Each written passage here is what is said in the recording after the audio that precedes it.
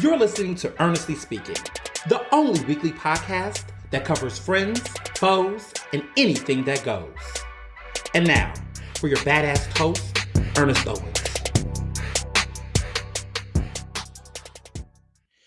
Hello, and welcome to a special episode of Ernestly Speaking with your host, Ernest Owens. We don't do these often, but this is a special edition, given that there has been something unprecedented, something that, I felt like rose to the barometer of pretty much the news. And, I, of course, am going to be doing the weekly episode later this week, but I just could not be able to wait to do that, given everything that has happened today on April 20th. And I thought that it was important to do this episode, do this special edition, because of just the fact that there's just so much to say. And I have so many thoughts. So, you know what today is. Today was the day the verdict of Derek Chauvin, the man who murdered George Floyd, took place. He was found guilty on all three counts. All three counts, he was found guilty, which, for many people, that comes as a shock, right? There's so many, feelings about it. I watched the verdict live. I didn't, at some point with the trial, I just couldn't watch, the trial. I watched like some of the first week, but it just got too much. And I was really just over it. And, his, Derek Chauvin declined to testify. Of course, his defense ended after 2 days. There was just so many various angles, but the jury was pretty diverse. For starters, there was a pretty diverse jury. There were 3 Black men. There was a mixed race woman. There was Black women involved. There were it was a majority woman jury for starters, but the racial identity varied. There were definitely white men and women, mixed ages. There were people in their 60s, their 50s, their 40s, their 30s, their 20s. It was an interesting group. But I think one of the things that really just have just been in my mind was like when I saw the verdict and I saw his face, you could see Derek Chauvin when you could see his, ability to just be in a state of shock. It was about 10 hours of deliberation. But they found Chauvin guilty of second-degree murder, third-degree murder, and second-degree manslaughter. Looks like he's going to be in jail for a long time. It's going to take about 8 weeks. Or several weeks, probably longer than that, maybe, to get to what his sentencing will be. But he has no bail. He is going to be behind those bars waiting for his for the verdict. So it's going to take some time before they really give him a full sentencing. But it's going to be extensive. It looks like he's going to be there for a minute. I think for me, what has been just interesting. So first, the reactions. A lot of people were, it was mixed. It was a mixed feeling. I just feel this sense of it is what it is. There's not like this sense of yes, victory. Yes, justice. I don't feel that. And it's a weird feeling. I can't describe it. Like it's not like a Super Bowl. I don't think it feels like anything my parents would have felt when, or folks that I know, when OJ was found not guilty, even though he was guilty. But when he was found, when OJ was found not guilty, there was like this basketball championship type of energy that people had, because they thought the court system, it was this moment for them. But I'm 29, and I don't feel that way about this. And it's clearly two different types of cases. One, a man who did it should have been found guilty, right? Like OJ Simpson did it. But in this case, I mean, I guess because there's been so many black lives that have been killed by law enforcement or people who tried to pose as if they were law enforcement, that this just feels that, like at the end of the day, a man is still has lost his life. A black man is still dead. A father is still gone. A brother, a son, a mentor, a member of the community is still gone. And there's like nothing that can really bring that back. And when you think about it, like there's a lot of people who are on social media saying it's a new day. But is it really fucking a new day? Like, is it really a new day? Or is it just a moment? Because really it's a moment. This is a moment, right? But I hate when media really over projects. Media loves to do the whole over analysis. They love to do the whole, they're ready to, put out these hyperboles and exasperate and over exaggerate the moment, the momentum. It's not like that. It's not describing like when Obama won the presidency, 2008. It's not that feeling. It's not the feeling of when Halle Berry was the first black woman to win the Academy Award for Best Actress in a Leading Role. It's not that kind of feeling. It's really a feeling of fuck, damn, okay, all right. It's a weird feeling, and I mean, for starters, yes, Chauvin should have been found guilty. Of course he should have been found guilty.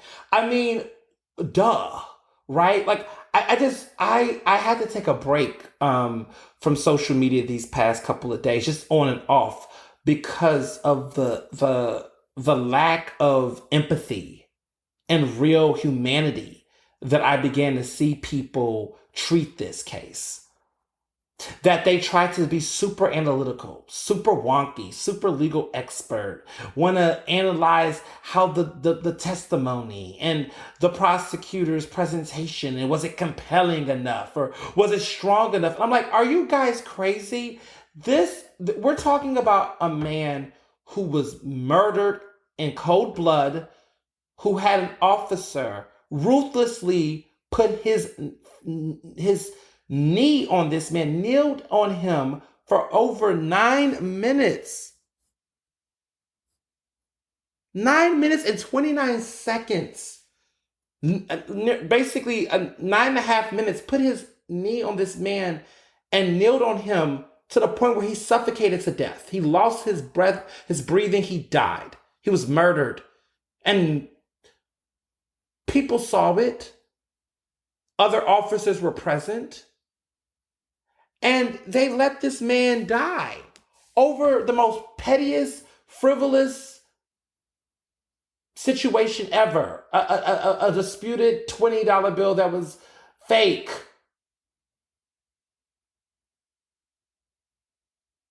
And there's people that are trying to analyze this as if they believe that this is a just system.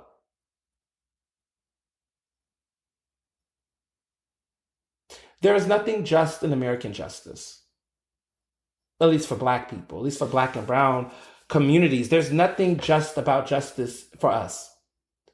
And it just really aggravated me. I can't begin to tell you how angry I have been over the past several days. I just was so upset because there were just people who just, I think, have lost their humanity in this. That they try to think that they are so smart and so critically astute, that there's something that they're thinking about, or, oh, let's weigh the data. And I can't say how many people messaged me, and although people's intentions may have varied, but there are people that was messaging me, different groups, and hey, what do you think about this? And what do you think about this? And we're going to weigh in. And what do you think about the verdict? And I'm just like, why are you asking me this?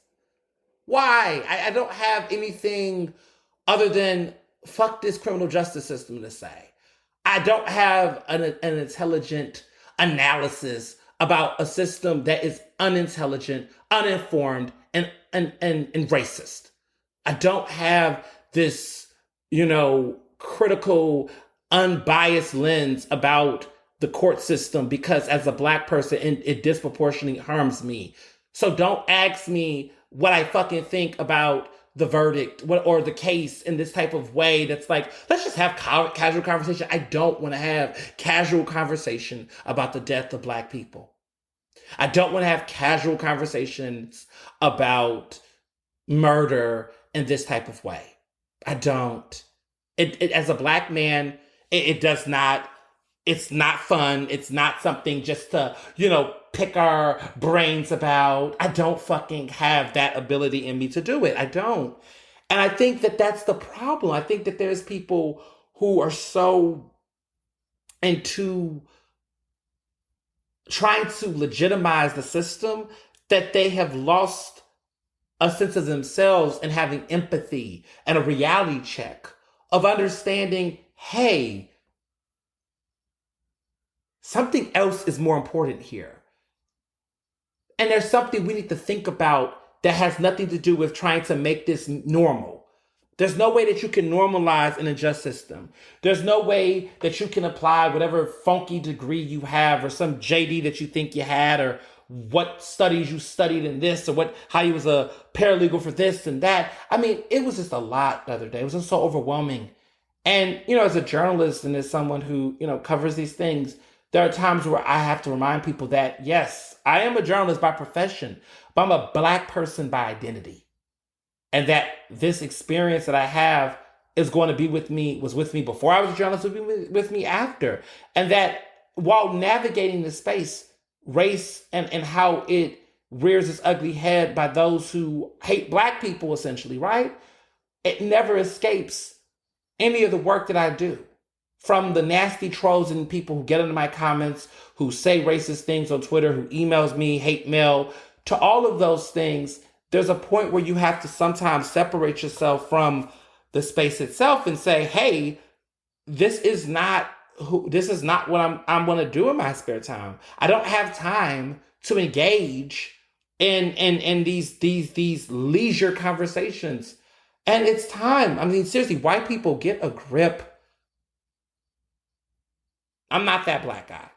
There might be other Black guys. There might be other Black people that will entertain, casual conversation about the criminal justice system. There might be several people who might have the energy, but sometimes it's important to read the room.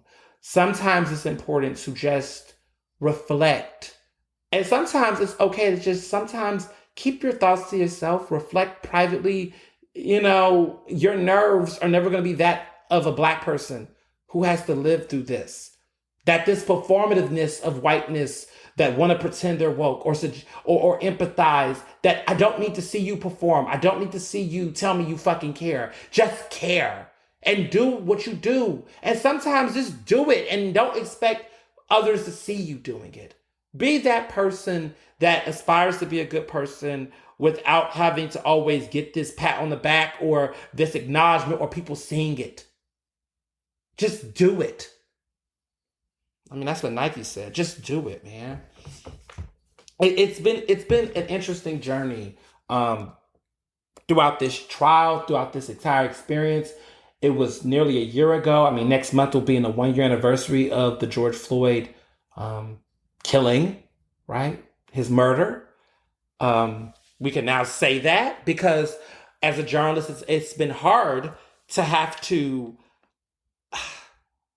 It's been hard to see many of these officers and vigilantes who have consistently killed unarmed Black people, have killed innocent Black people, have killed Black women, Black fathers, sons, and just the killing, right? It's been hard. I can't even name the countless officers and people that have done this. I can't. I think about it, right? George Zimmerman should have been found guilty.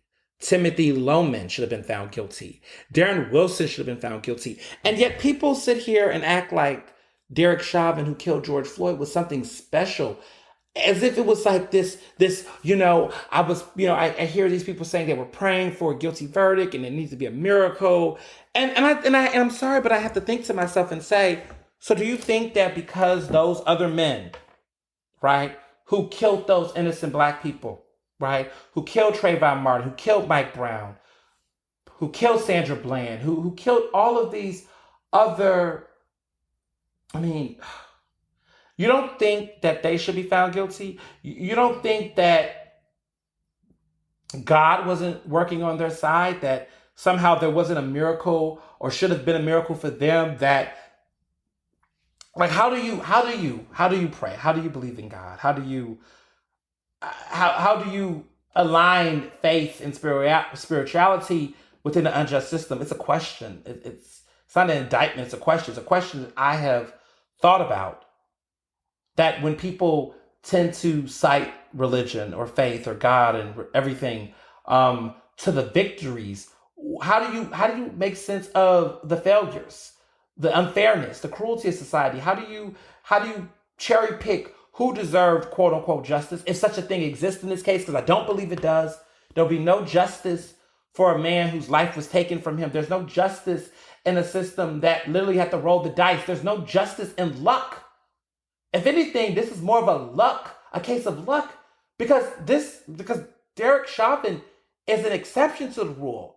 The rule is that police can kill people extrajudiciously and not be held accountable. The rule currently still remains that black men and women who are killed by the police state do not get any form of justice. Hell, most of these cops don't even get indictments. They don't get that. And so for these people that say it's a new day for accountability, is it a fucking new day? Or was this just a moment? Because you can't call it a movement yet. And there's people that want to push the needle. I mean, the cynic in me feels like, maybe they had to make an example out of Derek Chauvin so they can go back to business as usual. Because people like Dante Wright just got killed last week. In the same state, not far from where the trial was being held. And what will that verdict look like? What about Breonna Taylor? What about all these other pigs who continue to go out there and terrorize people? What about them? What about their grief and their family's pain? Tamir Rice's family.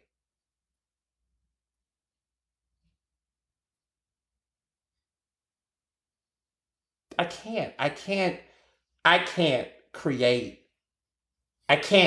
make this a movement. I can't make this a miracle. There's nothing miraculous about this. It's systemic. One would argue that, to a certain extent, that the evidence was so overwhelmingly against Chauvin that they almost had no other fucking choice. But that was the case before. But, I think the crazy part is that you got to really think about what made this different than other cases, right? Was that the AG was a black man who had sense? It was not, it was a man who is woke on these issues. That the attorney general who worked on the prosecutor's side that took on this case, that pushed it, was a man that was previously a congressman, a black Muslim man who understood what was at stake. I mean, think about it. I mean, Keith Ellison, right? Keith Ellison, was a former, U.S. congressman. Now he is the attorney general for the state of Minnesota. Think about that, right? Like, this is what happens when you have someone like him versus the Kentucky AG, Daniel Cameron, who's a complete idiot, who is good friends with Mitch McConnell, who's just been trash all along. Both are black men, but on two ends. One that supports Donald Trump and the other that is a Democrat. Another that is more progressive than some of his party. So this is a different energy.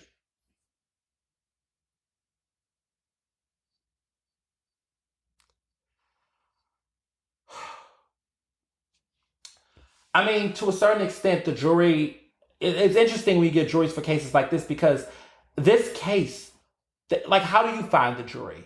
How does the jury not know? The jury, to a certain degree, already probably had their own bias. They could have been questioned and said whatever, but this was a global case. This was a global crisis. This was something that happened. Everyone around the world knew about this. I mean, this reignited the Black Lives Matter movement on a higher level. This is different. It's so different. Like, I mean, this case got national coverage, international coverage. The video was all over the internet. The name, you can't not ignore the name. I mean, honestly, to a certain extent, it's like, it's not really that miraculous, but more so that this was literally one of the biggest moments in the world next to the pandemic in 2020. I mean, if the pandemic would have not happened, this literally would have been the biggest story. Literally, pandemic and racial uprisings that was sparked by George Floyd's death and the pandemic were the two most important topics. Even Donald Trump didn't fucking matter in comparison to what happened this summer. So I would say in ranking order, number one was the pandemic. Number two was the George Floyd's death and the racial uprisings, and then number three was the election of 2020. Like, that was it. That was the ranking order. And there's no way that with all of the global attention, the world attention, this jury had the pressure to make a decision that they knew would have changed what would have happened for the next couple of weeks. It was so bad that literally you had people preparing. The criminal justice system in this country is so jacked up that you literally had cities all across the country invested in telling people to be, remain vigilant and safe and border up their business. I mean, it was ridiculous. They were prepared for there to be a not guilty verdict. That, number one, was a smart choice because most of the time it's often a not guilty verdict, but they were prepared. I can't even tell you how many organizations, I was a member of that were like, we need to take precaution. Should we have our event this week given whatever the outcome of the verdict? I mean, there were people that literally were prepared for the worst. And sadly, I couldn't blame them because everyone has done this. I remember when I was, just graduated from college and the Trayvon Martin, Trayvon Martin's killer, right? George Zimmerman had a trial. And I remember the outcome of that, and people were scared and people were, wondering how this was going to turn out. And I remember getting that text message of the verdict and being like, not guilty. That was many years ago. That was over 5 years ago. But look where we are today. Look at where we are today. And it's one case. It's one case. I think they said that Derek Chauvin is the first white cop to be convicted in the state of Minnesota for murder. Hopefully he won't be the last, right? Because Dante Moore is still, his life matters. It's interesting because so many people have put a lot of energy and talks about criminal justice reform and all of these anecdotes about, real justice and what does justice look like. And, I've seen what the president has said. I've seen all of these people coming out with their statements about, how they feel. But I just have to say this. Black people's deaths shouldn't be going viral worldwide in order for them to get justice. I'm scared of the trends that is going to be created here, that there has to be so much evidence to give people this ability. Like there's almost like a standard I'm worried about, like a precedence that unless there is the most grotesque form of violence with the most jarring evidence on video, then there will be no justice based off of testimonies that don't have camera proof, or people who aren't as emotionally compelling. Like I just feel like there's so many variables that made this case happen, and some of it's just a situation of a good jury, or a jury that just was the right jury, right? Like what would have happened if the majority of the jury was white men?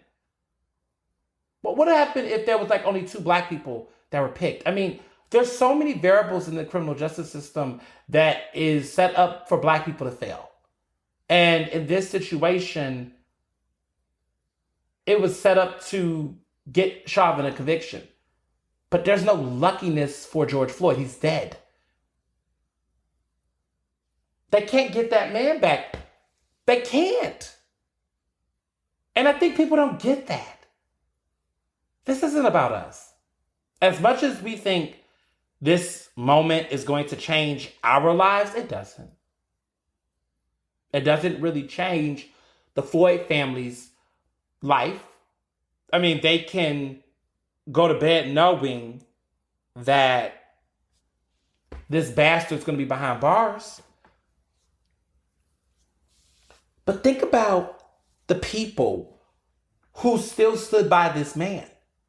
The Fraternal Order of Police across the country, the police unions, and all of those people that still stood by him. In spite of the evidence, in spite of the trial. There are people who back the blue no matter who.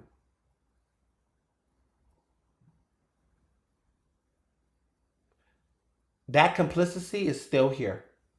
And there's a part of me that fear that police will even be more aggressive. Because now they're shook. They're shook. They're scared. Right? And they're going to double down. They're going to be even more aggressive. They're going to even be more vindictive and evil. And the problem is that our government is still not collectively invested in holding them more accountable. They're still scared to call police a racist system. They're still scared to say it. They keep talking police reform. What the fuck is police reform? What is police reform? What is police reform? Adam Toledo, the kid in Chicago who was murdered, right? They lied in Chicago. They lied.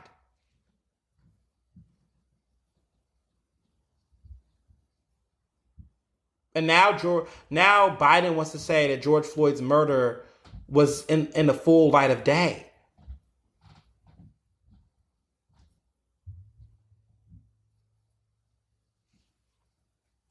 This is hard. And I know a lot of people want there to be an answer, right? There's a lot of people who want there to be something. People were saying there was a level of relief. But people know that real relief will come when justice doesn't feel like a surprise, because that's exactly what it felt like. It was a surprise moment. It was a shocking moment. Everybody was surprised. Everybody was surprised.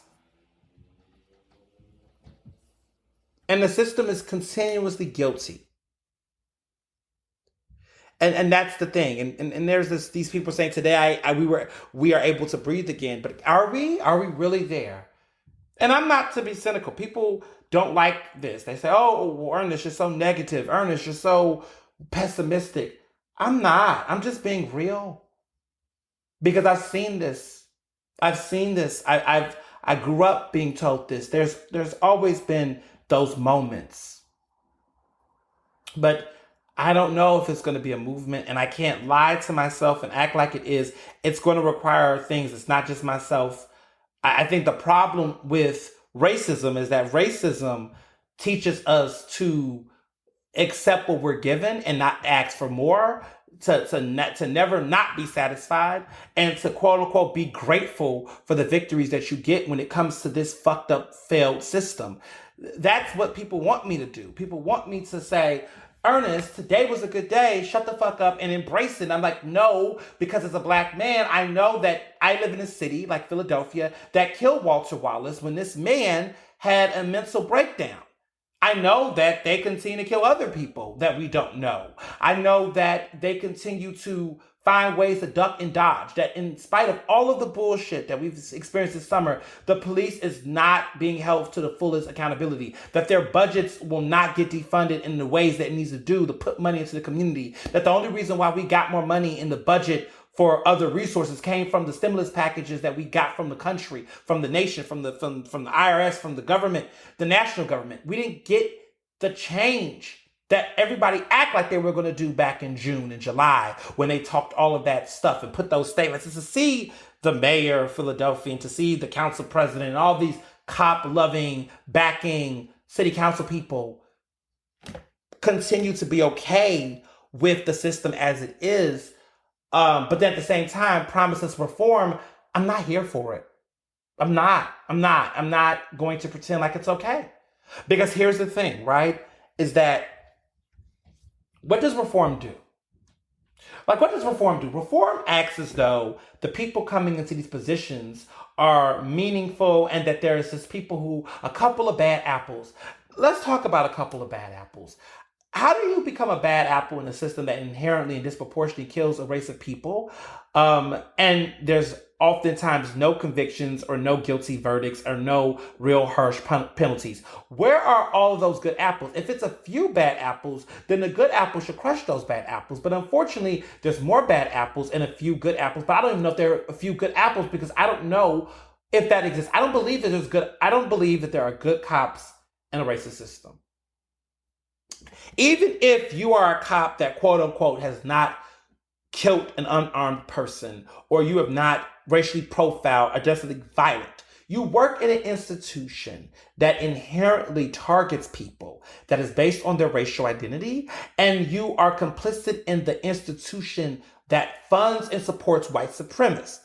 Because let's be very clear, the police union, the FOP, the Fraternal Order Police, wanted Donald Trump to be reelected. They pushed for his election the first time. If you are a part of that police institution, that union, then that means that you are being okay with giving your money to an institution that is set up to endorse a white supremacist, that supported a white supremacist, and that consistently undermines any type of real action to penalize and call for accountability of police officers. And if you think that your a position or your occupation is above approach, then you are working within a police state, which is a dictatorship that kills people that are marginalized and works to fuck people like me over daily. So there's no such thing as a good cop in a racist system. There's no such thing as a good police officer. There are police officers that might quote unquote do good things, but doing good things alone does not make you a good person. It doesn't. Because fundamentally, the good things you do automatically turn into sand the moment you support a police union that continuously defends violent cops that do bad things. It's not about individuals, it's about institutions. Listen, if a doctor, produces malpractice, that doctor has to be held accountable. That doctor loses his license. If a lawyer is out here doing illegal things, they get disbarred, they get booted, they get disgraced. If a politician is doing corruption and people know they're sentenced, they're exploited, they lose their seat, things happen. But a police officer, none of the above things that aforementioned does not occur for them 99% of the time. And so in this situation, one bad apple got crushed. But the problem is that when you're in a sea of bad apples, it doesn't feel that great. Because what this trial told me, which is crazy, is that what this trial told me was that there are so many more families out there that should be getting this justice. There's many more families out there that should have. I mean, you got Columbus police officers, in Ohio, that fairly have shot a black teen that called them. Even black people that call the police can't even get justice. Which is why I don't call the police. Which is why I'm in favor of police abolition. Which is why I can't continue to be passive on this carnage, right? I mean, think about it. Like 13-year-old Adam Toledo dropped the handgun and raised his hands before a cop shot him. They tried to say that he did not raise his hands. He did. It was on camera. And why is it that the camera is telling more truth than the cops? Because the cops are not invested in the truth. They're not invested in the honesty or the humanity of people. And so when I hear people say the word police reform, I automatically get turned off. I automatically look at my phone, ignore them, say it's bullshit. And I look at the people that perpetuates that problem too. Perpetuates that violence, that consistently, act like things are going to change because they want to be optimistic. But open your eyes. Wake up. Stay woke. Stop lying.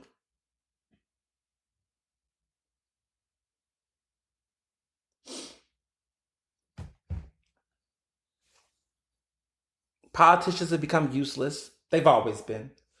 But in moments like this is when you start to see the intentions of people. You start to see who's really here and who's really not. It becomes a wake-up call for every single person that have tried to challenge the system. And you look at the people who are calling themselves reformers, and you look at the people that's calling themselves abolitionists. And as I've gotten older, my thoughts have changed because the more numbers I see, I cannot support the police state. I can't. People say things like, how are we going to live in a world of abolition? Well, how can we live in a world like this? How can we continue to live in a world like this? Because the police system is killing us. I can't support it. So many people are dying every single day. And so I'm like, abolish the system. I have no investment to have it as it is. They say, well, what can we do? Not this. This does not work. This does not make me feel safe. It's not invented to make me be safe. It's not invented to protect me. Anytime you have Black teenagers calling the police, thinking that they're calling institutions that's going to protect and save them, and actually that very police kills them in the process, then who are they serving? And to the white people that are obsessed with the police or need the police, I can't think of police abolition, you are the problem. And to the people that are obsessed with this notion around talking about gun violence and how are police fixing that? I'm in Philadelphia, which is now second to homicides right now next to Chicago. We have a skyrocketing homicide rate that is the worst it's been in 50 years. And the crazy thing about it is that there's all these conversations where everyone's talking about police and, talking about, we need to increase police so they can fight crime. The police budget has been over $700 million for many years. What have they done? Next to killing innocent civilians and killing people, right? They have also allowed for people who actually have murdered people to, not get captured. The conviction rates, the arrest rates, the charge rates are down. Everybody want to blame, District Attorney Larry Krasner, who is trash in my opinion. But he, but to pin this only on him is missing the real issue here. And I think that while there is issues with that administration that does not address directly talk about gun violence, there is also this lack of faith in these law and order type of prosecutors and people that are so pressed and hell bent on saying they're going to be tough on crime and lock the bad guys up. You're not locking the bad guys up if you don't look at and hold accountable the various institutions that's supposed to do it.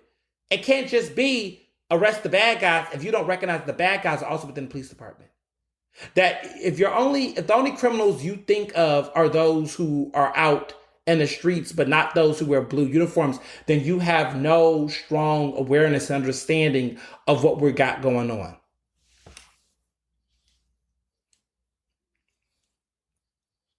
There's people who are obsessed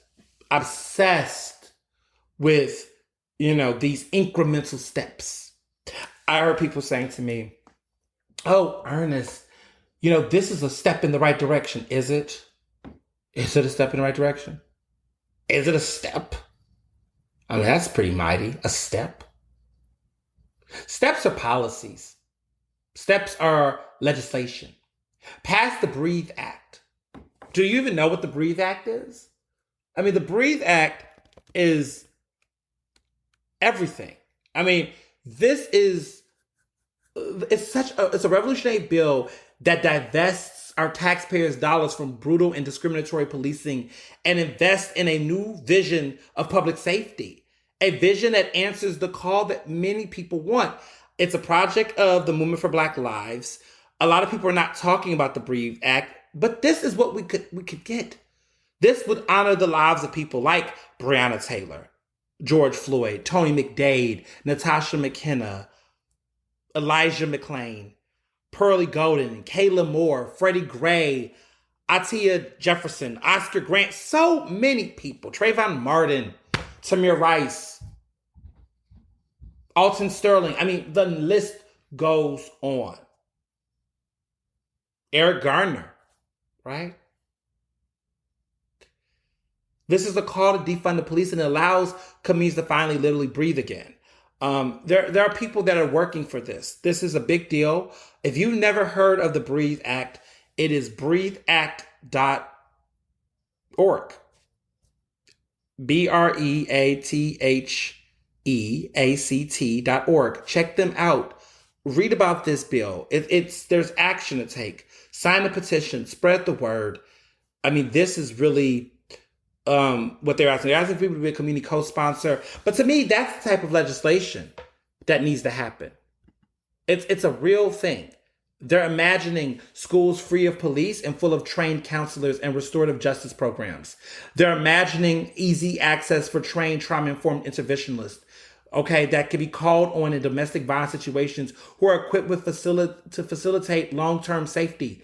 Imagine that they have 911 operators dispatching unarmed mental health experts instead of police in situations involving behavioral health crises, and callers being allowed to request responders that connect to the gender identity of the person in crisis.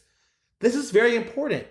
It's a radical reimagining of public safety, community care, and how we spend the money as a society. It's bringing major ideas to the table. So one of them is divesting federal resources from incarceration and policing. It's talking about investing in new, non-punitive, non-carceral approaches to community safety that lead states to shrink their criminal legal systems and center the protection of Black lives, Black mothers, Black trans people, Black women, right? It's talking about allocating new money to build healthy, sustainable, and equitable communities. Because at the end of the day, if you really put a scale to comparison on the areas with the high amount of gun violence, policing, and over-policing, it's also the most poverty-stricken areas, which are oftentimes connected to racial disparity. It's a real thing. And lastly, they want to hold political leaders accountable and enhance their self-determination. So this is information that's on their website. Again, it's breatheact.org. There are people out here that talk so much about where are the solutions? Lots of complaints, lots of nagging, lots of negativity. Where are those solutions? We need solutions-based. White people love to bemoan about solutions, even though half the time they're never thinking about Black people and the solutions they create. All of this solutions-oriented work, solutions-based work, solutions by white people that aren't really necessarily practical solutions because they actually harm the very people that they think that they're saving. There's a white savior mentality on what means solutions. Sometimes Black people shouldn't be having to be forced to come up with a solution when they're dealing with the trauma, what they're experiencing at that very moment. Sometimes solutions take time. Sometimes it's letting Black people breathe because you keep keeping your fucking knees and foot on our neck, literally and figuratively. And these things consistently perpetuate the very violence and the corruption and the terror that we consistently feel on a regular basis. Leave us the fuck alone. And leave us the fuck alone in these moments. Follow the work that Black activists that we're doing. Follow the work that Black journalists and Black voices are saying. Spend less time looking for a white person to, Say the things that black people have been saying for decades and centuries. Stop waiting for a white person to be in solidarity with you and co-sign you so you don't feel alone in your quest to be enlightened. Listen to black people. Trust black people. Except Van Jones. And, of course, Shaun King. But Shaun King's not really black, so, you know. So, here's the thing about Van Jones. Because I just have to take a moment. Because Van Jones, every time there is a moment in black history, expect CNN to call Van Jones and ask Van Jones what the fuck he thinks about black America when this son of a bitch has spent more energy and more time trying to do the most. Shut up, Van Jones, Twitter said. Loves to put on a performance. You know, loves to put on performance. I mean, you know, Don Lemon's been on and people like him. But this man always finds himself in the midst of everything that's going on. You know, he's all like, this is what justice, you know, looks like, and his emotional pleas. You know, every time he puts on a performance. I mean, do you all remember when Biden and Kamala Harris won, and he's up there crying, talking to his daughter? Give all of the airtime to Abby Phillips. Abby Phillip. I always say plural because I'm always used to putting things plural. Abby Phillip, who is that wonderful political analyst, and you know, now she's an anchor and all that at CNN. She's a journalist. She's everything. She's beautiful, black, and talented, right? Van Jones is always on TV doing the most. Like, give Abby Phillip all of it. You know what I'm saying? Like, I mean, seriously, Van Jones is not the person we want to hear from right now, or ever, for that matter. I mean, this man is still friends with Trump's children. You know what I'm saying? Like, all those little crocodile tears, all of the performance, and they keep giving him all of this. You know, he said on there one time, he was like, you know, talking about what a not guilty verdict would be, and he's just so dramatic. And I can't. People have literally turned off Van Jones and will change it off. People are over him. You know what I'm saying? People, every time he comes on TV, people are over him. I don't know who really likes Van Jones at this point. I mean, his reform, all of the things that he likes to do, like, come on. Like, come on. So much. So, just, I can't. And I'm still thinking about Derek Chauvin's face when he was found not guilty. And his face, in between that mask, you could see his eyes. Because he wasn't expecting that.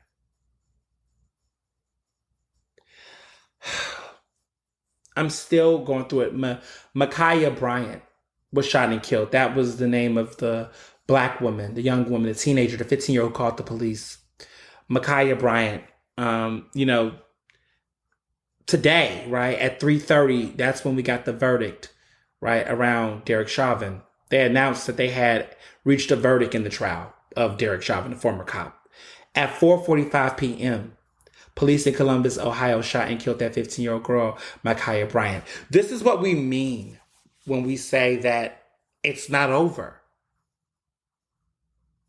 That they're going to continue until we defund the system. And there's all these stories about how he became the rare police officer that was convicted. Talking about Derek Chauvin. And so there's so much here. There's so much to say. And, you know, it's a moment in time. It's a moment for us to recenter, right? It's a moment for us to just remember that this work is not over, that this man is still an example, an exemption, rather than the rule. And all I will say is that as a black journalist and as a truth teller, all I can commit to is just continuing to put a mirror to the world, to society, right? That's all I can do. I have to stay alive. You know, stay alive. That's the priority. That's something I've told myself. And staying alive isn't just for the police state, but staying alive physically, mentally, and emotionally. I've realized that so much of the time and energy I used to spend arguing with white people, arguing about racism, debating about shit that wasn't sustaining me, that, you know, I'm better than that. Even, I used to be like, if it's not paying me, but even now I turn down paid opportunities. I'm very fortunate and blessed to be able to say no to paid things that just doesn't feed me sometimes, my emotional soul, about some of this stuff, because it is taxing. And, I have so many good things going on in my life right now in general. And I have realized that part of progression is not just waiting for the state, waiting for the country, waiting for the president, waiting for the White House, waiting for all these administrations to make my life matter. I have to do what I can in the time that I have to make my life matter. That's something that I've been consistently doing lately. Just taking time to breathe, by myself, of course, taking my fish oil, supplements, and drinking my water and doing my vitamins and sleeping. And I'm getting a really good massage later this week. I am so excited. Okay, I'm using Himalaya salt crystals now. I moved up. CBD oil, Himalaya salt. Okay, I used to do hot stones. Now I've updated the oil to CBD oil, and I've now upgraded the stones. So it's not just regular hot stones, and now it's Himalayan salt. Okay, crystals to heat it. Oh, so good. And it's 2 hours because I just can't do one. I got to do 2 hours. So I've been doing a lot of things. I'm privileged to be able to get a good massage once a month, but I'm doing some things to just improve the quality of just my life, in general. Spending more time with my friends, of course, my fiance, taking some time to just enjoy the view, and really saying no. Saying no has been, and saying yes too, but saying no. Because sometimes people really do exhaust Black bodies, Black minds, Black intellect. And as a Black intellectual, as a Black journalist, as somebody who's in the public eye, you sometimes feel this obligation sometimes to just say yes, and to sign up, and tell people to sign them up, and to sign me up for this and put me on for this. And you get so caught up that you realize that, damn it, did I eat something today? Did I drink enough water? Did I do whatever?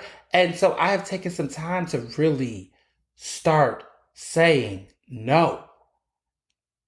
And I've been doing that for the past year, actually. So it's not a new phenomenon for me. It's been a year. I've been saying no and saying yes to things that sustain me, but really, like, just not feeling this obligation. I've been telling people, and even speaking up for myself in a way, like saying, hey, I'm really uncomfortable right now, or, I'm not in emotional space or capacity. Like, I've been saying that to people now. And I used to not do that. I used to always just feel like, oh my God, would I be rude? But I've always been censoring other people's feelings above my own. And as a Black person, we're always scared that, things will be retaliated against us. But sometimes you just have to be like, what have I given of myself? And if people respect me, and if there's people that I believe see me in the right way, they should understand, and they shouldn't hold that against me, because if they do, their intentions were not right, and therefore I should have never done it. And so I've had to logically think myself through pathway of decisions, and realize that I can't say yes to everything. I shouldn't, and I'm not going to. That everything for me is on my own schedule and according to my own plan. And that everybody deserves the rest. Everybody deserves to have time to themselves. Everybody needs time to think, and everything can't be go, go. And sometimes saying no allows you to say yes to something else that's more important. That's the real thing I've learned in this journey, is being able to say no, because saying that no gave me the energy, the ability to say yes to the things that really mattered. And so to the Black people specifically listening to this, start looking. I'm serious. Start thinking about how you're making your life matter, right? Because I could demand it from the institution, and I will always continue to. Don't ever get it twisted. But for my own self, right? My own self-care, my own self-protection, right? Because I don't trust the police state. They're not protecting me. I don't trust the government. I don't trust any of these people. But for myself, how am I protecting myself? How am I validating myself? How am I affirming myself? How am I consuming energy and things in my life? How am I doing these things that's centering me and protecting me and keeping me fortified to continue to fight these battles? Because that is what matters. They're trying to break us. They're trying to consistently traumatize us and make us feel lesser than. They want to put us consistently in fear. They want to consistently chain us. And in some ways, we need to be aware and woke on those realities. But at the same time, we also have to have the strength and the capacity and the ability to love ourselves in a way that also sustains us. We cannot be aloof. I'm not saying positive vibes only, be naive, but I'm also saying stay super vigilant and super aware that you can enjoy and smell the roses that are still here before you. It's a combination of both. And finding that balance is what I've been navigating for the past year.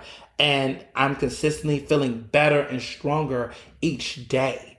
This trial, this whole experience has definitely taken an interesting self-exploration for me, like just realizing how much of myself I've given up, how much of myself I need to repair and recover, and how I'm on this road to self-empowerment.